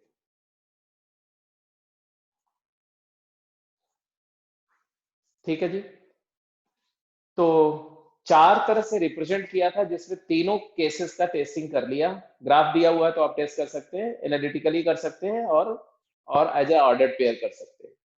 और diagrammatically तो आपको देख के ही पता चल जाता है ना, कि एक इनपुट से दो आउटपुट, दो एरो अगर निकल रहे हैं तो फंक्शन नहीं होगा. तो हर इनपुट से फर्स्ट सेट के हर एक इनपुट का एरो डायग्राम में सिंगल एरो शूट करना चाहिए सेकंड में. किसी एक इनपुट से एरो नहीं आ रहा है तो भी अलाउड नहीं है, और मल्टीपल एरो आ रहे हैं तो भी वो फंक्शन नहीं होगा. तो डायग्रामेटिकली यूजुअली आपसे पूछा नहीं जाता है. तो सीधे सीधे क्वेश्चंस पे चलते हैं. अब आप क्वेश्चंस करो फटाफट.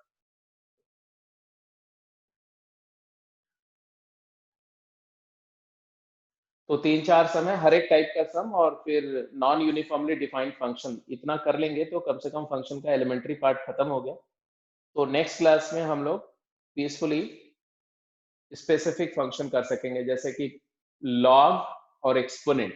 तो एक्सपोनेंशियल फंक्शन और लॉग फंक्शन और उसकी प्रॉपर्टी. उसके बाद में फिर मॉड्यूलस फंक्शन और उसकी प्रॉपर्टी. और उसके बाद तब हम लोग डोमेन की प्रॉब्लम्स ले सकेंगे, डोमेन और रेंज की प्रॉब्लम ले सकेंगे.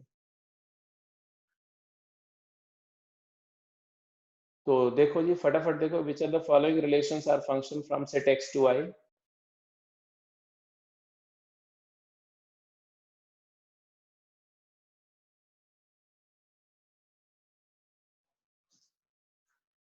Good. c is function, d is function. तो आपने देखा ये फंक्शन नहीं है. Reason f3 is equal to 2 add 4, तो वन मेनी.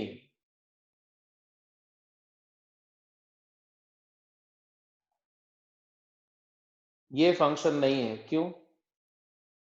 f of 1 3 5 का आउटपुट है, f7 नॉट डिफाइंड, तो 7 का आउटपुट नहीं. c x कोऑर्डिनेट 7 5 3 1 ये बन गया. y कोऑर्डिनेट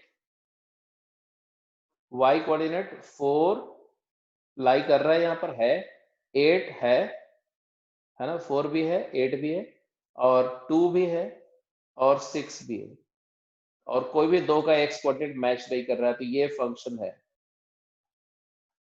इस फंक्शन. एंड d 1 3 5 7 यहाँ है, 4 4 8 8 यहाँ है, 4 और 8 इसमें है, और हर एक का x कोऑर्डिनेट डिफरेंट है. It is also function. d is also function. d कैसा फंक्शन है और a कैसा फंक्शन है.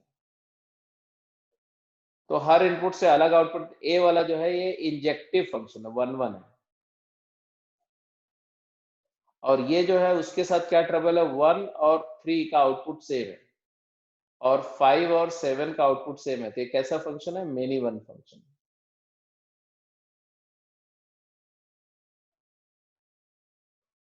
तो पहला क्वेश्चन समझ में आ गया.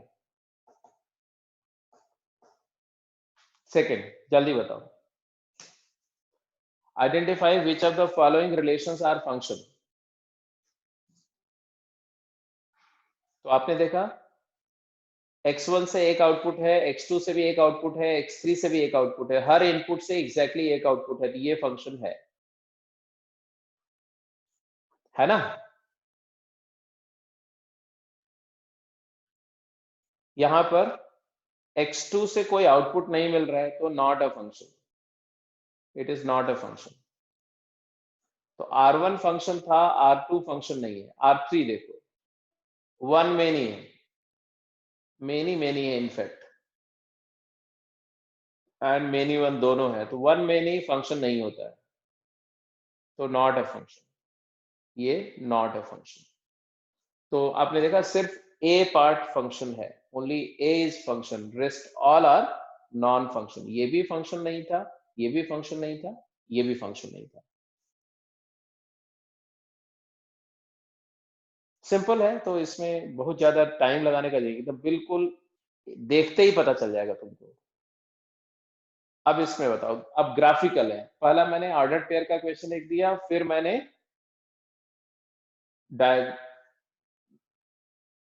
एनालिटिकल। अब आप देख लो कि कौन सा इसमें से फंक्शन है डायग्राम। तो वर्टिकल लाइन टेस्ट फटाफट करो।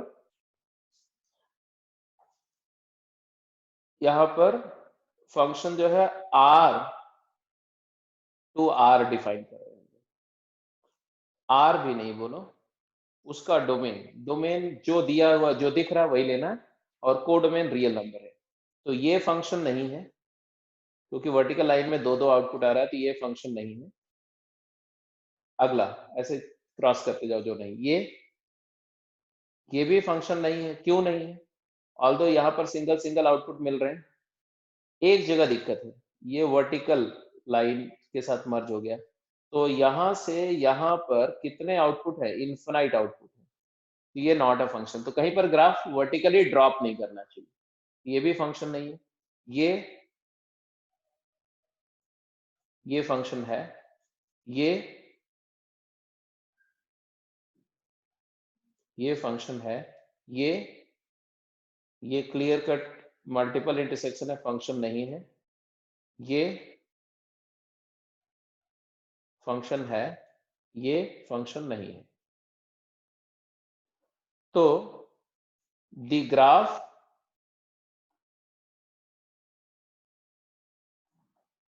if vertical will not be function। दूसरा, फॉर्मिंग अ लूप, अगर कहीं पर ग्राफ क्लोज लूप फॉर्म कर रहा है, forming a close loop will never be function.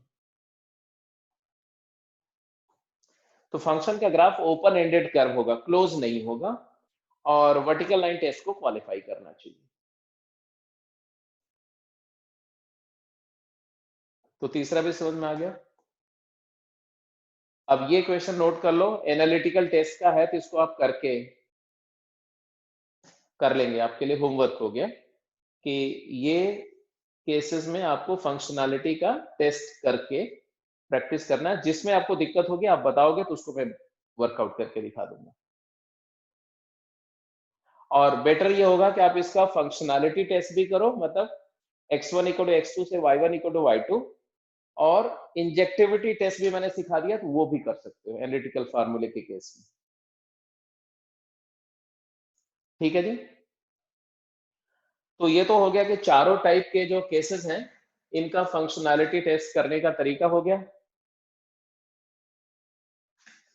अब एक केस में दिखा रहा हूं, थोड़ा सा डिफरेंट होगा, उसका आंसर करो, तो मैं जान जाऊंगा कि आपका कंसेप्ट क्लियर हो गया आज के लेक्चर का। तो इसका स्क्रीनशॉट ले लो, क्योंकि मैं स्लाइड को चेंज कर रहा हूं।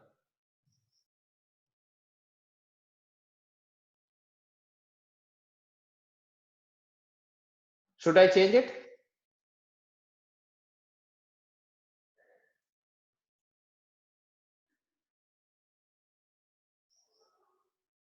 ओके। तो ये बेटा आपके सामने एक डेफिनेशन है, लास्ट क्वेश्चन है आज के लिए। That a function F defined real to real, और उसकी डेफिनेशन ऐसे दी हुई है। आपको बताना है कि ये एफ फंक्शन है या नहीं है।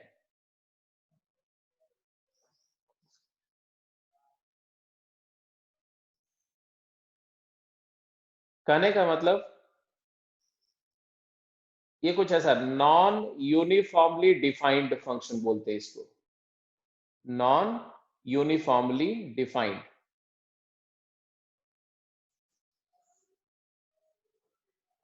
अगर कोई फंक्शन यूनिफॉर्मली डिफाइंड नहीं है, तो यूनिफॉर्मली डिफाइंड क्या होता है जी? यूनिफॉर्मली डिफाइंड का मतलब होता है if fx has uniform single definition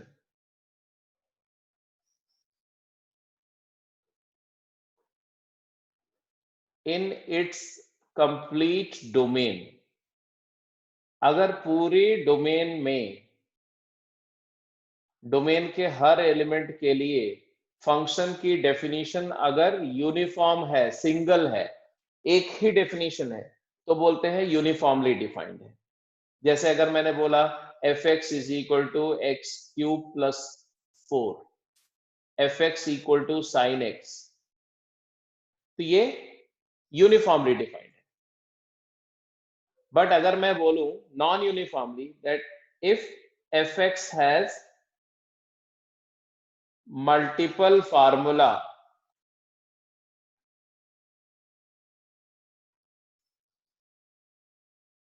that is for one subset of domain,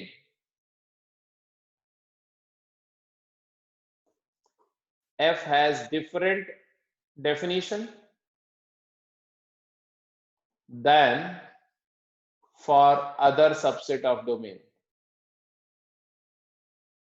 जैसे अगर मैं बोलूं F x is equal to 0 if x is rational and it is 1 if x is irrational, तो ये नॉन यूनिफॉर्मली डिफाइंड है। अगर मैं बोलूं F x is equal to 2x square plus 1 when x is lying between 0 to 2, and it is x cube minus 1 when x lies between 2 to 3, ये क्या है? ये मल्टीपल फार्मूला फंक्शन है। एक पार्ट ऑफ डोमेन में अलग तरीके से डिफाइंड है और दूसरे पार्ट ऑफ डोमेन में अलग फार्मूले से डिफाइंड है। तो ऐसे केस को हम नॉन यूनिफॉर्मली डिफाइंड फंक्शन बोलते हैं।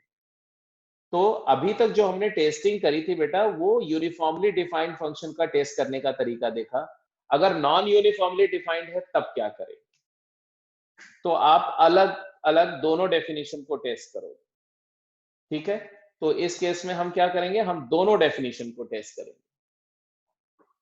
पहला वाला, ये वाला डेफिनेशन पे जाओ, फर्स्ट वाले पे। तो क्या आया?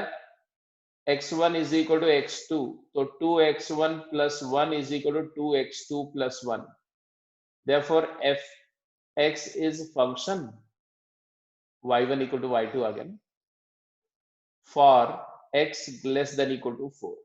अब दूसरे में जाएंगे, x1 equal to x2, तो x1 plus 4 is equal to x2 plus 4। ये है जब x greater than equal to 4 की बात है। ये था जब x less than equal to 4। तो यहाँ से क्या है कि y1 इक्वल टू y2, तो आ गया f is function if x belongs to 4 to infinity. ये था x belongs to minus infinity to 4। तो अलग अलग दोनों डेफिनेशन में ये फंक्शन है, दोनों इंटरवल्स में। लेकिन एक ट्रबल है। ट्रबल क्या है कि 4 इसमें भी लिया और 4 इसमें भी लिया, क्योंकि दोनों डेफिनेशन में इक्वालिटी है, यहां भी और यहां भी। यही ट्रबल है जो आपको सॉर्ट आउट करनी है। क्या कि 4 इनपुट से आउटपुट 2 मिल रहे हैं। f ऑफ 4, अगर हम फर्स्ट डेफिनेशन से जाएं तो f4 की वैल्यू क्या आएगी? तो 2 into 4 plus 1 that is 9। But अगर हम सेकेंड डेफिनेशन से जाएं, ये वाली डेफिनेशन से जाएं, तो f4 क्या आएगा? तो f4 आएगा 4 plus 4, x plus 4 है, इनपुट प्लस 4 8। तो हमें मिला क्या, F4 has two output, two values, 8 as well as 9 both, and therefore it is one many relation. तो वन मेनी रिलेशन होने की वजह से ये फंक्शन नहीं है। ऑल्दो फर्स्ट डेफिनेशन फंक्शनल थी, सेकंड भी फंक्शनल थी, बट इक्वालिटी दोनों जगह पे होने की वजह से ये फंक्शन नहीं हुआ। ऐसे बी पार्ट कर लेंगे। यस, एक्स स्क्वायर फंक्शनल है, 3x लीनियर पॉलिनोमियल है, ये भी फंक्शनल है, 3 पर इक्वालिटी है, तो 3 पर दोनों जगह से आंसर निकालो तो क्या आएगा जी, बोलो। F3 फर्स्ट डेफिनेशन से आएगा 3 स्क्वायर 9, और सेकंड से भी आएगा 3 स्क्वायर 9, दोनों से 9 आया, तो ये फंक्शन है, f is function. Where as g की बात करो तो g ऑफ 2 4, और सेकंड से क्या है 6, तो एक इनपुट से दो आउटपुट आ गया, तो ये फंक्शन नहीं है। तो gx फंक्शन नहीं है और fx फंक्शन है। तो this completes the entire discussion of definition of function, notation of function, representation of function, image क्या है, प्री इमेज क्या है, डोमेन क्या है, कोडोमेन क्या है, रेंज क्या है, फिर फंक्शन को रिप्रेजेंट करने के 4 तरीके, और वो चारों तरीके में अगर रिप्रेजेंटेड है फंक्शन, तो ऐसे फंक्शन की टेस्टिंग कि वो रिलेशन फंक्शनल है या नहीं है, और non uniformly definition of function, और इम्प्लिसिट और एक्सप्लिसिट फंक्शन को ध्यान में रखना, क्योंकि वो क्वेश्चन में कहीं कहीं पर आ जाता है, ऑप्शन में लिखा रहेगा, तो उसको भी more than one choice correct में वो सब चीजें यूज होती हैं। तो आज की क्लास यहीं पर खत्म करते हैं। तो नेक्स्ट क्लास में हम लोग टेकअप करेंगे एक्सपोनेंशियल एंड लॉगरिथमिक फंक्शन, ठीक है। एक्सपोनेंशियल एंड लॉग फंक्शन कराएंगे, और उसकी इनइक्वालिटी कराने से पहले थोड़ा सा इंक्रीजिंग डिक्रीजिंग फंक्शन का भी चीज डिस्कस करेंगे। तो बेसिकली अगली जो क्लास होगी तुम्हारी, उस क्लास के बाद हम लोग कोशिश करेंगे कि सारे बच्चों की क्लास कंबाइन हो जाए, ठीक है। तो एक क्लास या दो क्लास मान लो और लगेगी, उसके बाद से फिर कंबाइंड हो जाएगी वापस क्लास, सभी लोग के बराबर हो जाएंगे। तो ठीक है, कोई डाउट है तो आप पूछ सकते हो, अदरवाइज आज की क्लास यहीं पर खत्म कर रहा हूँ। Any doubt? शीट आपको चार की चारों मैंने डाली हुई है, तो आप इतना डिस्कशन अब हो चुका है कि फर्स्ट शीट कंप्लीट हो जानी चाहिए, सेकंड कंप्लीट हो जानी चाहिए, फर्स्ट और सेकंड, इनफैक्ट थर्ड शीट भी up to some extent. Let me observe तीसरी शीट में क्या है। तो फर्स्ट शीट में तो बेटा पूरा रिलेशन था, तो आप पूरा पहले ही खत्म हो गया था, वो तो आप सारे कर ही गए होंगे, बहुत सारे क्वेश्चन मैंने क्लास में डिस्कस कर ही लिए थे इसके। सेकेंड शीट जो है गेम 2, गेम 2 के सारे क्वेश्चन हो जाने चाहिए आज के डिस्कशन के बाद, ठीक है। और इनफैक्ट आप गेम 3 पर भी मूव ऑन कर सकते हो, क्योंकि उतना 11th में आपने किया हुआ है, बेसिक बातें है ना, वेविकर मेथड वगैरह भी किया, तो गेम 3 तक आपके लिए टास्क में दे रहा हूँ कि गेम 3 तक क्वेश्चन करेंगे, जो डाउट होगा नेक्स्ट क्लास में टेकअप करूंगा।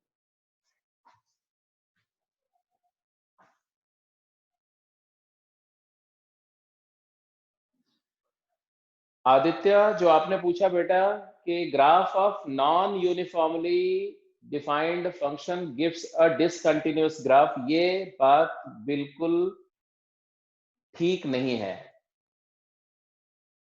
जो नॉन यूनिफॉर्मली डिफाइंड फंक्शन होता है उसका ग्राफ कंटिन्यूअस भी हो सकता है और डिसकंटिन्यूअस भी हो सकता है। मैं एक बहुत सिंपल सा एग्जांपल लेके आपको बताता हूँ, बहुत सिंपल सा एग्जांपल। एक केस लेता हूं, एफ एक्स की definition 3x when x is less than 1, मान लो 0 to 1, and it is x square plus 2 when 1 to 3। अब अगर इस फंक्शन का ग्राफ करें तो 0 पर वैल्यू 0 है, f0 is 0 and f1 is 3, चाहे आप सेकेंड डेफिनेशन से जाओ चाहे फर्स्ट से, और f3 is 11। तो कुछ ऐसा ग्राफ है। तो 0 से लेके 1 तक तो ग्राफ इसका स्ट्रेट लाइन आएगा ऐसे, 0,0 से 1,3 तक, और इसके बाद जो इसका ग्राफ आएगा ना वो यहीं से स्टार्ट होगा, लेकिन वो ग्राफ एक पैराबोला होगा, x²+2 वर्टिकल पैराबोला, ऐसा ऐसा समझ लो, ऐसा। तो ये ऐसे ऐसे पैराबोला आ जाएगा, मतलब वो स्ट्रेट नहीं रहेगा। तो ये कॉन्टिन्यूअस है, कॉन्टिन्यूअस ग्राफ है, नॉन यूनिफॉर्मली डिफाइंड है, बट फिर भी ये कॉन्टिन्यूअस है। अब एक और केस लेते हैं, fx अगर मैंने लिया 3x ही है,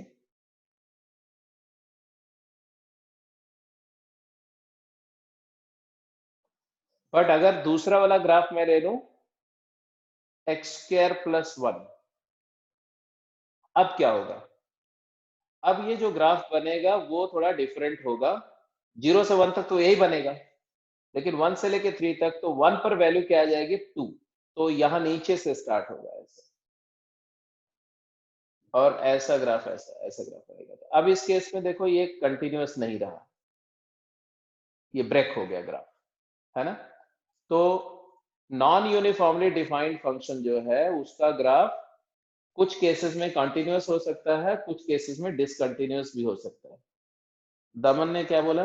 output of x equal to 4 should be same for both formula. Definitely किसी भी इनपुट के कॉरस्पॉन्डिंग आउटपुट अगर दो फार्मूले से आ रहा है तो वो दोनों सेम होना चाहिए, तभी फंक्शन होगा, नहीं तो ये फंक्शन नहीं होगा। ठीक है, बाकी आप क्वेश्चंस करेंगे तो आप क्लैरिटी और फर्दर होगी।